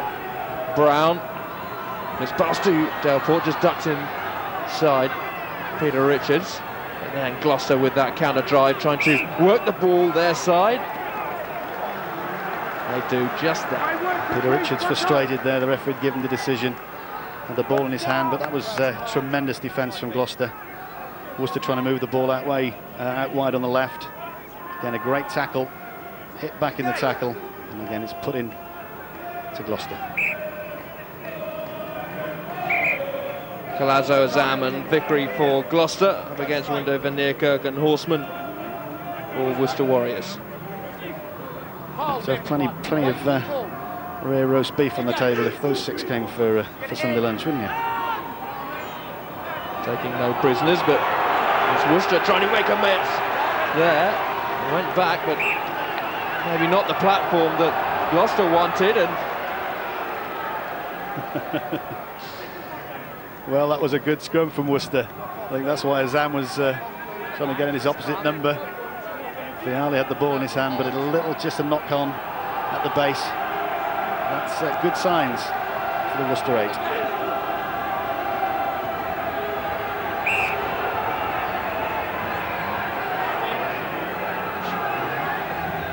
Referee's very keen to try and get the set of the scrum right first time this season. Something they're concentrating on, and they're not going to be short on the free kicks, and Rowden there gives the perfect example. Worcester not waiting for the instruction to engage, and Vaili takes it up now for Worcester. Powell waits. He's not going to get the ball. Holding on. That was tremendous play from Andy Hazel.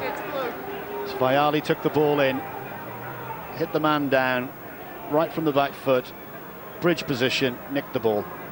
Absolute classic sevens play.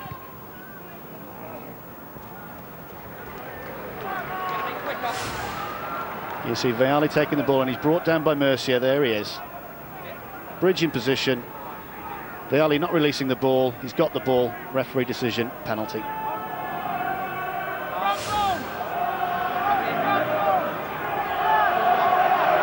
Quite a terrier. Hazel. Bailey there, former Exeter chief, Simone international. So Gloucester now setting themselves. They're patient. They're just making sure they got their body positions right to drive their way up to the Worcester 22. Worcester, and no mugs, and they know how to stop this one. Richards, Mercier, Tyndall. Tyndall tries to pick a hole, and if it's not there, he'll try and blast his way through it. Penalty, Worcester. Powell wants it quickly. Richards, you feel, may have known exactly what was going on. Well, I think a lot of people were coming today to watch the battle between Richards and Gummersall. Obviously, Gummersall injured. But again, I will reiterate what I've said most of last season. Matt Powell had a fantastic year. He is a tremendous performer. And you can see the two scrum halves going at each other. He wants the ball quickly. He's well within his rights to do that. Peter Richards isn't going to give it for obvious reasons. He doesn't want the quick tap. But they're just having a word. Both captains. Well, now Vickery is captain because Spalding's gone off. So he knew what he was doing. Yeah, Rowden wasn't suckered by Peter Richards there. He knew what he was doing, he says. Andy Gomersall snagged his knee in the previous game against Treviso. He was pretty gutted not to play, but apparently it's just a week or so out. And it's Matt Powell with the Worcester number 9 shirt. Delport hasn't found his touch. Mercier sets himself and smashes that one back. Powell. Delport, gonna have another go. Thirlby underneath it. Mercier. Tyndall. Foster. Foster looking to go outside, but he's shackled there. Gloucester retain possession. Richards such a competitive character, and Mercier trying to dink that one. The tram lines, that's very cute. So well balanced. And Worcester quite happy to take this one quickly, keep the ball alive. So Gloucester! Ooh. Not the smartest from Richards. He looks at the referee pleadingly. He's a wry smile on him there. The ball went out. Drew Hickey went through. I say he was after the ball. Obviously offside, but Ashley Rowden said no, and it's a Worcester throw. Hickey was right onto that one, takes the line out there, and Powell wins that one flat, and Brown gets caught there by Hazel. The ball comes back Worcester's way, and trying to get a little bit of momentum, trying to work their way through the phases. Pulling back. Penalty to Gloucester. There's some tackles. They've gone quickly. Now. Peter Richards is off. He thinks he's seen some space. Thirlby's outside him. Thirlby comes back in on the switch, but the ball doesn't quite find the ex-Penzance and Newland man.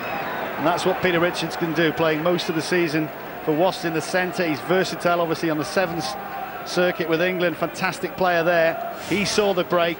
He knew the break was on. He saw the gap. Here he goes, and this is the correct one. Thirlby, unfortunately, just timing it wrong. He dragged two players across to the left. That ball back inside was just nearly there. This is the right move. Unfortunately, Rob Thirlby didn't read it correctly. There he goes. He knows exactly what he's doing. Holding two, back inside, and it's just behind. Knock on, but watch out for Peter Richards. He will do that all afternoon. Richards and Thirlby know each other so well from the England 7th circuit, of course. But it didn't quite click there. Thirlby really enjoying his rugby after a year down at Penzance and Newland. Reinvigorated himself, and well, he was named at 15 on the team sheet earlier in the week, but Simpson Daniel failed on that ankle test on Saturday, so Goodrich came in at fullback and Thirlby moved to the left wing.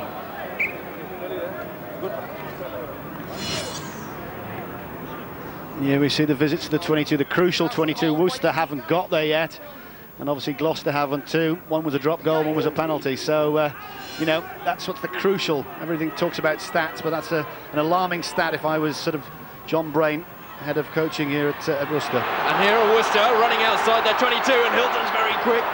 Throws that pass. Maybe a wee bit blindly, but it works for Worcester. And it's Henry Poole not staying on his feet that gives the penalty to Worcester. Henry Paul starting his 4th season as a Union player. Well, they may have a good chance to get into the 22. You can see the ball moving out. Beautiful loop pass. Hilton there, as you said, well, he's a speedster. And then it was 12, Henry Paul going in. And Delport now. Yes, he's made touch, and is he just on the 22? Yeah, but this is a good position for Worcester. The players on the paddock know it, the crowd in the stands know it. And I would think this will be a catch to either Gillies or Collier, probably Gillies, secure the ball, and I would expect Worcester to try and take the Gloucester forwards on here. Keep it tight. Oh dear. Stolen crucially by Gloucester and Mercier, and there's Tyndall now to make it safe. A little bit too safe for his liking. He wanted a bit more distance. I think you can say that Mike Tyndall hasn't got a left boot, or a kickable left boot. That was the option to do it. This is the line out. It's just stolen. That's a great steal from Gloucester. But pressure still on, because Mike Tyndall skewing that ball off his right foot. Still a good attacking opportunity. They really need to make these pay, Will. They need to get hold of that ball, secure it, and as I said, drive through the heart of Gloucester pack. And Kirkby concentrating doubly to make sure it goes well. Gillings just recalls the line out. Goes to Drew Hickey. That was clean, but then it got tapped back, and the referee says play on, and Hilton now checks his options and hoists it high. Peter Richards waits for it. Hilton tries to get it back. Powell! No room in which to work, and Collier and Azam are at each other again. Collier, 21 stones of him, the heaviest man in the Premiership. Taking exception to something the Gloucester hooker may have said. Well, it was actually Olivier Azam that managed to get his hand in from the last liner to knock it down. Sneaky play, intelligent play, experienced play. And there's the big man himself, Mr. Collier. Notice they called him Mr. Collier there. Yeah, a little bit over 21 stone, and Brown takes that well. Wasn't intended for him. Not straight, said the referee. So Worcester had the choice of the line out or scrum. They'll take the scrum. Big forwards. Big fan of Olivier Azam. You know, he does his work. Sometimes his throwing can go off the radar, but I tell you, in tight situations, when you need someone to carry and lead, he can certainly do. That's a great scrum from Worcester. Brown, Lombard, just looks up, sees Mercier. He's through the middle. You're illegal. And now it's Bailey. Worcester trying to get a little bit of momentum, and Gloucester just as keen to slow them down. But it's that quick ball. You've got to get the quick ball. Again, how many times last season did we see Worcester doing that? Was a good scrum. They put Lombard or Rasmussen through the middle, and then they play one-out rugby, which is fine as long as you can get people to the breakdown. They were lucky, really, to get that ball back at that situation. But, you know, you can see the way they're trying to play it. Simple rugby, but you've got to get people to the breakdown.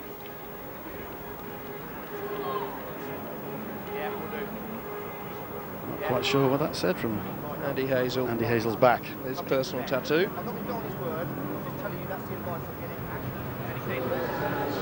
Well, 6-0 at the moment to Gloucester. Beautiful afternoon here at Sixways. And there are some heavy collisions out there. The water carriers are coming on and off. Very, very hot, very important to get as much, well, what I was going to say water, but whatever it is these days, juice, regenerating fluid. There'll be sweating buckets out there. It's very humid, very hot. And again, the Worcester front row going before the call to engage. So free kick to Gloucester, and Mercier just hammers that one high. Delport strides his way past the first tackle of Buxton. Powell hits that one up. Richards is there. Doesn't take it first time. Well, you can see how the kicking is being used to try and put opposition under pressure. Not a particularly good kick from Matt Powell, because left winger Ben Hilscherwood wasn't chasing that ball. But he's done well himself. Richards was put under pressure. You can see Matt Powell then chasing up with the ball, unfortunately putting the ball out in the full, but taking a deflection, so getting the put in.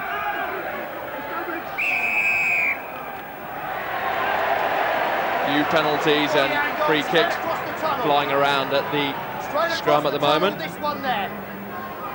Penalty to Worcester.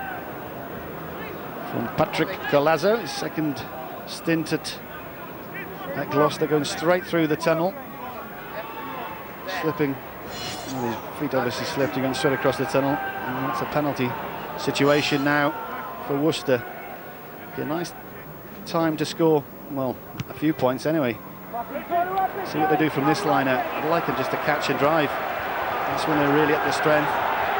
Remember, Gloucester stole the line out from this sort of position just a few minutes ago. Tony Window calls the line outs for Worcester. And Nearkirk, the man to try and hit the target. It is Noisy, double checking the calls. It has been stolen by Buxton. Gloucester reading the line out well there. Well, that's the difference in the game so far. The visits that Gloucester have made, they've got points every time. And now the 2 times Worcester have been in the 22, they've had the line out stolen. Peter Richards being dragged into that. Mercier, who's been chased down by Powell, gets rid of that. And when he hits the middle, goes a country. It certainly does. And fisticuffs again.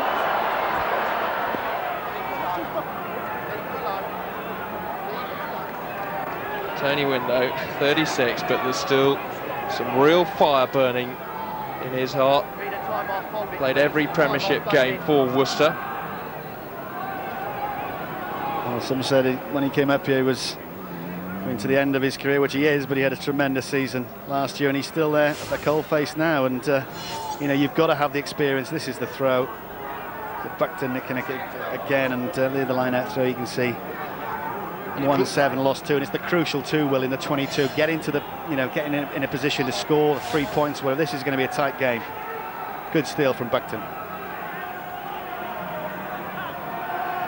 So Buxton on as a replacement now, thieving that crucial line out, and Worcester have another attempt. Window just double checks his call with the Nearkirk. Hickey decides not to tap it back. Hazel was just lurking there. Well, they've got a penalty going through the line out off the back. Yeah, it's Hazel that's been pinged there.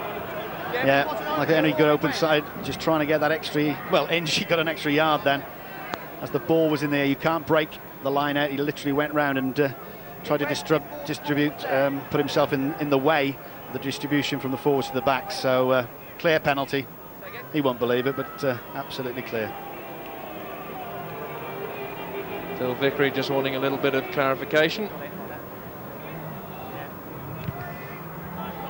Delport head down and spirals that one upfield again, and the crowd urging the Worcester forwards to do their job and to complete the line-up now. Well, if I was Pat Sanderson captain, I would go 2-ball here. It should be the give me 2-ball. Every time they've gone long, the last 2 times they've lost the throw. Gillies takes it. The banker for Worcester.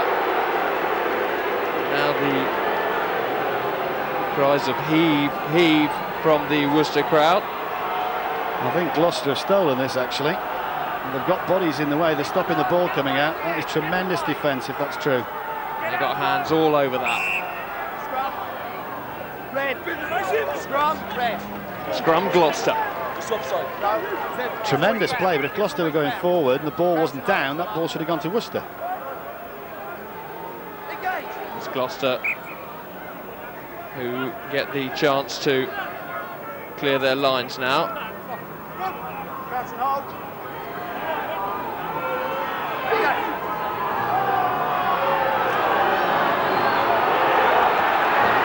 Henry Paul is in there at the base of the scrum. Richards, a little bit of fancy footwork, and that's very good from the scrum half, and this is Foster. And that's his sevens play for you. Well, instinctive scrum half play for one, but he knows that he can beat one man, he can put a flyer away, and he nearly did that. Foster there and a yard of space. Look at this. Drew Hickey does well. He can't do the kick, draws 2 players in, and Foster's away. And again, Sanderson doing very well to stop him, but that's tremendous instinctive play from Peter Richards. Andy Gomersall, forlorn figure. He would have loved to have gone head-to-head with Peter Richards. He's got to get past Matt Powell first, mate.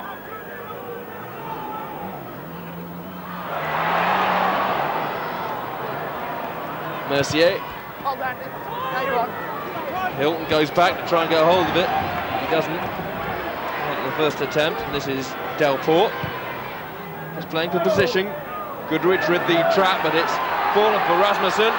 Hilton inside of Delport. It's opening up a little bit here for Worcester. Delport wanted a man on that right shoulder, and Nearkirk arrives, but Horizon just knocks it on. Well. Little margins, you can see. Rasmussen picking it up. Hilton, was he out there? Put his foot out. Touch judge doesn't say. And Delport, the initial kicker of the ball, up in attack, and unfortunately for Worcester, Van Neerkerk just knocking it on. Again, when it's hot out there, that ball's going to be very slippery. And everybody again just having a wee rest out there, taking loads and loads of juice on. There's the Warriors supporters. Such interesting head-to-heads. Winder and Vickery on the far side, but on this near side it's Patrice Colazzo and Chris Horseman. Really working into each other. Palping, held there by Boer, and it's Henry Paul. Just takes it up. The Worcester boys scream, holding on, and the referee agrees. And that all kept from a phenomenal scrum from that Worcester forward pack. They did it the time before when Pete Richards just got him out of jail. That time, they just wheel it. Power comes on, you can see Peter Richards putting the ball and wheel in there. All of a sudden, boom, off they go. Then the 8 Buckton has to pick the ball up. He's going backwards, he's going into the traffic. Henry Paul takes the receiving of the ball, not releasing, penalty. That is a penalty for the forwards. That is fantastic scrummaging. Again, what it should be a very, very good Gloucester 8.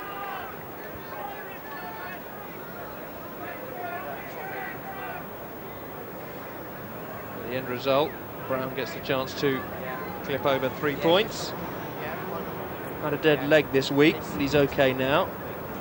Got the nod over one of the big summer signings in Shane Drum. Shane Drum, though, recently back from a knee operation. He had 25 minutes of rugby, so Brown the man with number 10 on his back.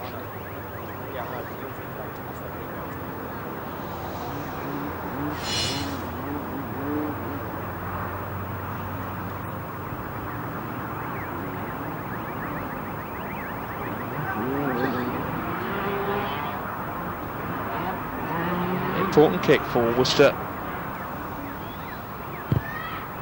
Brown takes his time, and he gets the result that he and so much of the crowd desired. Left off where he was last season. Again, good kicker. You need it. Worcester are going to do more than survive this year. You know, you got to take your points, and that's exactly what they've done there. Again, it came from a tremendous scrum from the Worcester forward pack. You need your kickers to be dependable, get the ball over. This is a sweet, sweet strike. Absolutely, straight through the middle. Advantage. Ball goes free. Red knock on, no advantage. Knock on from Gloucester, so the scrum put in will be Worcester's. Well, lucky again, they're not good on these restarts. That's the second kick-off that I can remember that there's no calling. Absolutely no communication out there, and again, Worcester lucky to get away with it. Knock on from Gloucester. Again, short on penalty, free kick to Worcester. The referee said I didn't shout engage, so Worcester quite happy that Gloucester went too early. They'll get the free kick and trying to gain the territory now.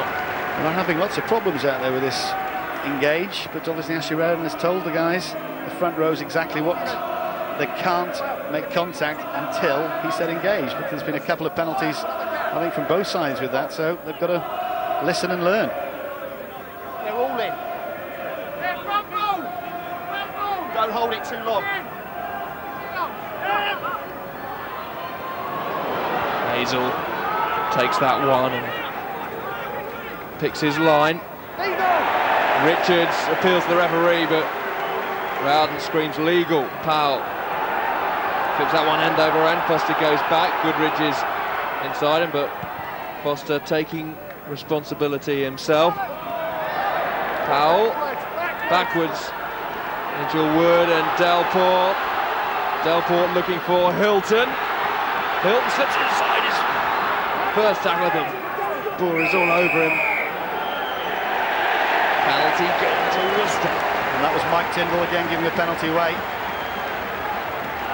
Hilton had the ball, slipped off. Mike Tyndall straight over the top of him, covering the ball up, not allowing to release the ball. And again, this should be a good opportunity for James Brown to go for goal again, almost in the identical the same position. As the penalties conceded, own half. Gloucester giving away 4, and that's the crucial aspect there. This could be a kick to draw the scores. Collier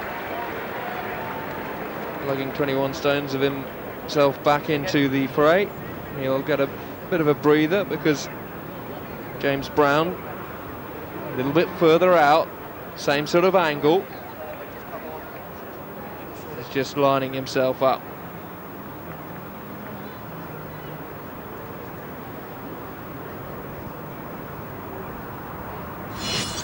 So James Brown, 1 from 1 so far.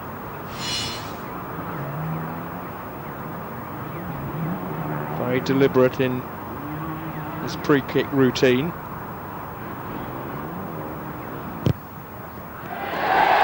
And the crowd will tell you that it is successful. 6 points apiece. Same area of the pitch, just clubbed down a little. Again, same result, straight through the middle. Superb kicking. Again, there's not a great deal of wind. If there is a little touch, it's with Gloucester and Luda Mercier's boot at the moment. But again, when you strike it as sweetly as that, it doesn't matter. Straight through the ball, the sweet spot of the ball.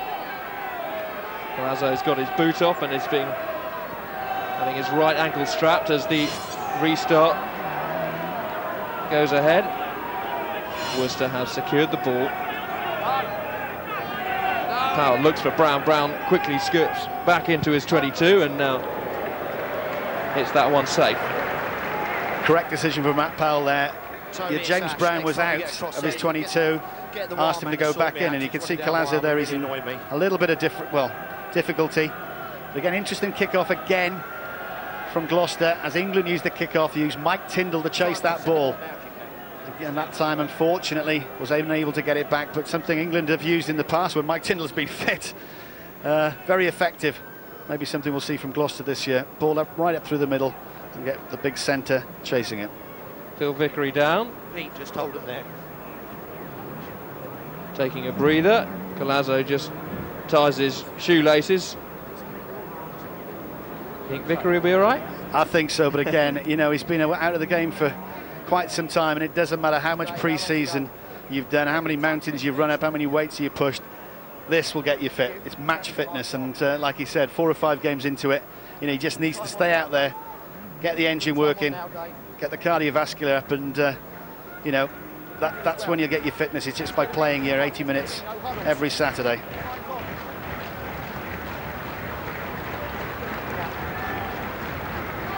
So Palazzo back up onto the front of the line out. Phil Vickery back up and in the middle. Buxton flicks it to Richards and Tyndall takes that one flat. Andy Hazel again, that's 2 penalties he's given away now. Obstruction, Tyndall straight back behind him.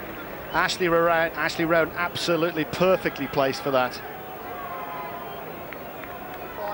Tyndall wanting to take that flat, enjoying his rugby. He says this week he's been concentrating on the offload. Good to see him. Do you think red suits him? He's normally giving out red blood, isn't he? But yeah, it's nice to see him back. A very direct player again, but he's not had a great deal to do for the first 34, 35 minutes of this game. You know, Worcester playing well, Gloucester just stuttering obviously relying on Ludovic Mercier's boot to get him out of trouble, but I'm sure as the game mixes up a little bit and people will get tired, you might see Mike Tindall and Henry Paul do something in that centre berth. Into the tail, Drew Hickey up there, and he gets hold of that. Powell, Rasmussen, Worcester's player of the season. Brown, and trying to inject a little bit of pace at Anglewood. Down comes in from Tindall, and Tindall not just content with the tackle, tries to get up and snaffle it. Well, that's the second time Mike Tindall has given exactly the same penalty away, so you know, he is killing the ball illegally, he's going over the top. Well, yellow card, I know everyone goes on about it, but you know, that's 2 deliberate professional fouls. Well, Rowden said a ruck was formed. Tindall thought he got back onto his feet to try and whip that ball back himself. Well, I heard Ashley Rowden actually say get away from the ball and release the ball. He didn't, and now I think the way James Brown is kicking the ball, even though this is further to the right, you can see Hinchelwood, Scottish international, going in. Tremendous tackle from Tindall, brings him down. He's off his feet there. Now the ruck had been formed by Ashley Rowden. He said ruck's formed, the ball's gone over. Well, Tindall's gone over the ball. Let him win the ball. Penalty.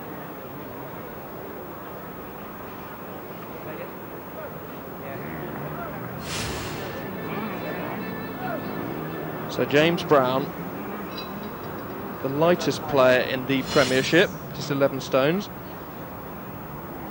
to take Worcester into the lead as we get closer to the half-time whistle.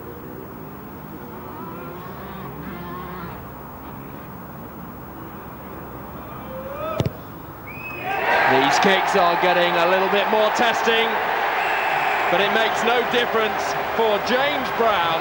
That is immaculate. Well, he was in the England A squad last season. I'll tell you what, if he carries on like that, who knows? That is just superb kicking. Quite interesting out there, Ashley Rowden.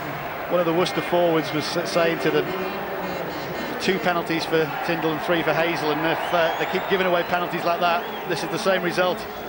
The Worcester faithful delighted to go in the lead for the first time in this game. Mercier hoists that really high. Delport takes it and sees some space. Vickery in with a tackle. Delport places it cleanly. Powell, Brown just about stays inside his 22 and gets the kick away. And still the forwards are having a few words. By a whisker, I think he was in his 22. Bit of a laboured pass there from Powell, but again, good communication there from Hickey. Delport called for the ball. It's about the first time I've seen a clear call for any of the Worcester forwards or backs. Presentation good, and then a relieving kick. But you know, Gloucester now would like to get a chance of a score. Just a couple of minutes to half time. This is strength-sapping stuff out there. It is incredibly warm.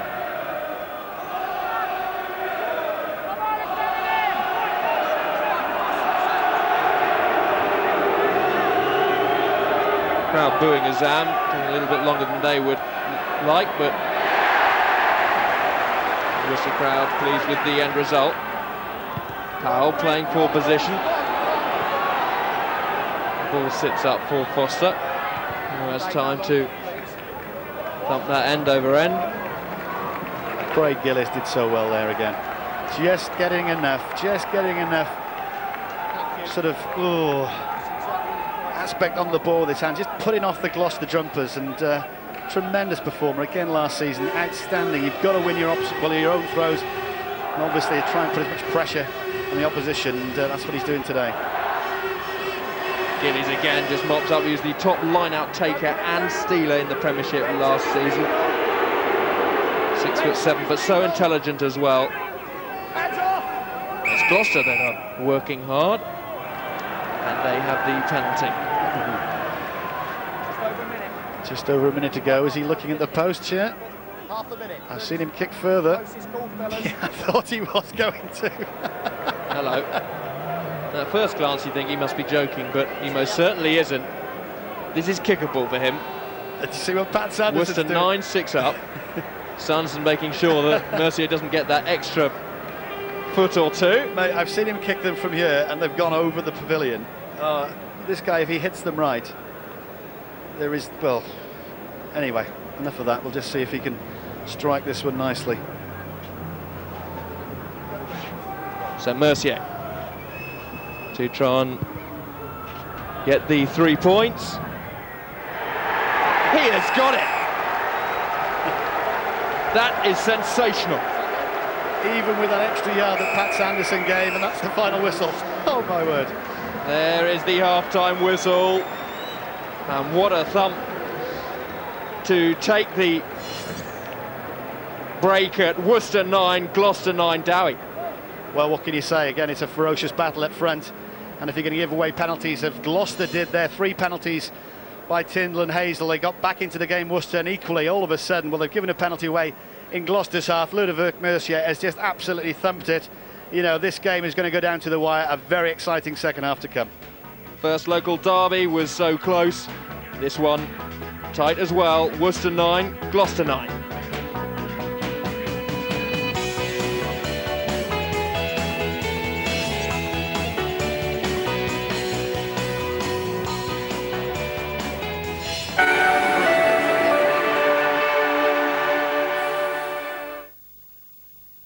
World Cup qualifying night Wednesday from 5. Another night of tension with time running out. At 7, the Republic of Ireland play France on Sky Sports 1. At top of the group clash, Zidane and Makelele are back to rally the French, and Keane returns. Rousing stuff from Brian Kerr's side. And on Sky Sports 2, it's Poland v Wales. The group leaders can stay clear of England with another win. Can the Welsh hold them back? In association with Budweiser, World Cup qualifying starting at 5 Wednesday on Sky Sports. When Budweiser became the official beer of the FA Premier League, we had a vision: soccertainment. So forget halftime presentations. Let's have monster trucks. Middlesbrough FC? How about Middlesbrough Red and White Sox? And who wants boring 0-0 draws when you can have added time multi-ball? But then we thought, nah, so how about you do the football, we'll do the beer. So, you want to offer your new customers car insurance with up to 70% no claims, a discount for buying online, up to 40% off their premiums, and a full money-back guarantee to anyone who finds a better quote. Yep. All right. To find out if you could save up to 40%, call now or go online. The AA team, here to get you a better deal.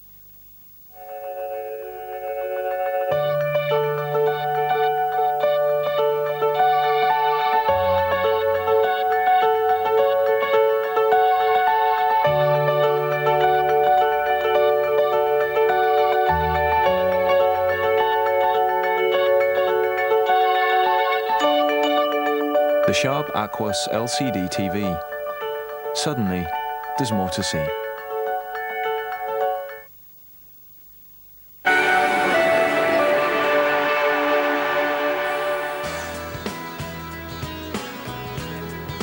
The Rugby Club is back this Thursday. Slightly earlier time we start off. 6 o'clock on Sky Sports 1. Myself, Stuart and Dowie, back with all the action from the opening weekend of the Guinness Premiership. Half-time, though, here at Six Ways. And they are locked at 9 apiece. 3 James Brown penalties for the home side. Ludovic Mercier drop goal and 2 penalties, including that monster. And look at the match facts as well. Not too much to choose between the two sides. Stop-start game, few too many penalties. Gloucester conceding a few more at present. And much like Bristol Bath, I suppose you can tell it's a derby game, can't you, Scott? You certainly can. You can tell us it's the first day of the season, derby game, a lot riding on this one. Both sides want to get off to a good start. The one thing that's evident, I think, in both games is the contact area and everybody diving on it. I think the referees will have to start showing cards, hopefully early on in the second half, so it'll allow it to break up a bit, because we saw it all summer. Unless we get this contact area sorted out, we aren't going to have the type of game that we'd like to see, especially in a day like this. A lot of slow ball, yeah. You'd probably like to see it out to the wings a little bit more with Yeah, I a day would, like and this. also there's been a lot of loose ball as well, because in contact, people are trying to push passes, trying to do too much, like they've been doing at training for the last couple of months. You know, everybody's very excited, very keen to be actually playing a competitive game out there. Both games we've seen today and yesterday, People are trying to push passes and trying to do too much, particularly in the contact situation. We're seeing a lot of ball being spilled. What people normally see in this area, this type of the season, before you get a couple of games into it, players are frightened of losing. Yeah. Because the last thing you want to do would be at the bottom of that pile and having to chase it next week. You know, once you've got a couple of games down the line, you've got your line-up going, you've got your scrum going well, players are a bit more confident, then they'll go and take more risks. OK, one of the bright sparks, though, as far as Gloucester concerned, Peter Richards, he made the move here, of course, from Wasps. So often in the past he's been second fiddle, but showing exactly what he's capable of, Justin. Yeah, he looks actually really good, Simon, and from what I've seen, he really looks like he's got a lot of energy. And every time that he looks to touch the ball or there's a breakdown or even a penalty, he's looking for opportunities to spark the game, to try and get something moving. And here we see him even trying to ignite something out of his own 22. Yeah. And of course, outside him, he's got Ludovic Mercier, and we saw an example of just why they've perhaps re-signed him, Michael. Well, that penalty that he hit there from what, all of 50 yards. Plus, it was probably close to 60. I mean, it was an enormous kick. In Gloucester. But it's not so much that either. It's in his general play. His kicking of the ball it keeps Gloucester out of trouble. But that penalty, you know, it just serves a reminder of the rest of the Premiership, not only Worcester today, seeing it going over there. He didn't even look to strike that particularly well. Is there a chance of over-reliance, though, on that boot this season? I think there could be, once you get into the complacency of being able, if we're in trouble, we're going to kick it out, you know. That way they won't go out and they, you know, you've got guys like Henry Paul outside, Tyndall, you know, we need to see these guys getting over the game, and especially from first phase. If they can do that and they can offload ball in the contact, then hopefully we can see a wider game. But, you know, I'm sure as long as it is going that well, they'll keep on using it. Let's see what Nigel's made of the first half. He's down on the front line. Simon, we know all about Olivier Razams. He's fiery, he's powerful, but in this game he's also shown such as a streetwiseness and a little bit of enthusiasm. Let's have a look at the streetwise first. Here we have a ball going to the back of the line out for Worcester. Razam is circled. Now he's going to show you now, you don't have to be 6'7" to win line-out ball. As Drew Hickey lands, bang, Razam's tapped the ball out of his hands and it's play on. And now the enthusiasm. Here we have the Frenchman on the front of this driving maul, and you're going to see how he uses his left arm to smash, grab and pull Worcester defenders into the maul, opening up the maul so that they can actually break from behind. As I say, we've heard about his fire, he's powerful. We're just showing a little bit of the subtle side of him. Absolutely. We like a little bit of niggle, don't we, especially at this stage of the season. But at half-time, it's 9 apiece here at Six Ways. It was their home form in many ways towards the end of the season that kept Worcester up. They'd dearly like to beat Gloucester on the opening day of their season. At the moment, though, it's anybody's game.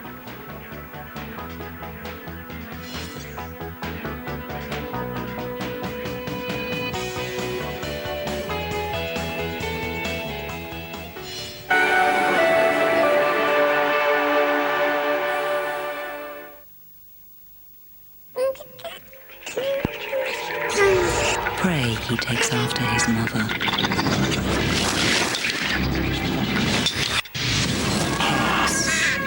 Sunday, the 18th of September on Sky One.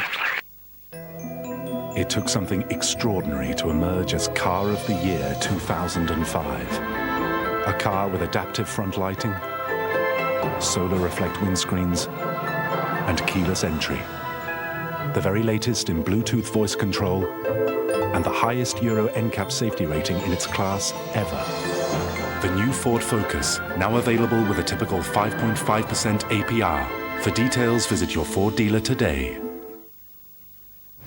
It's off. No problem. Sometimes life's more than a 3-minute conversation. Talk for up to 60 minutes, pay for just 3. With Vodafone Stop the Clock.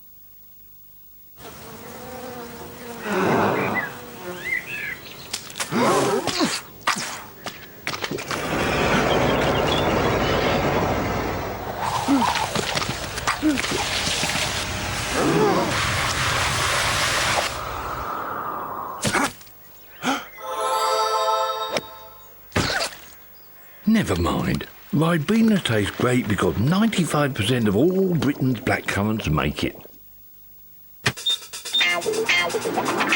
Uncle Ben's Express Rice. Perfect in just 2 minutes. Dad, I'm gay. Excellent. Sometimes life's more than a 3-minute conversation. Talk for up to 60 minutes, pay for just 3. With Vodafone Stop the Clock. hunted to make ornamental daggers. The trade in rhino horn is just too profitable. Their survival depends on us. A brand new series starts with Final Chance to Save the Rhino with Griff Rhys-Jones, tonight at 8 on Sky One.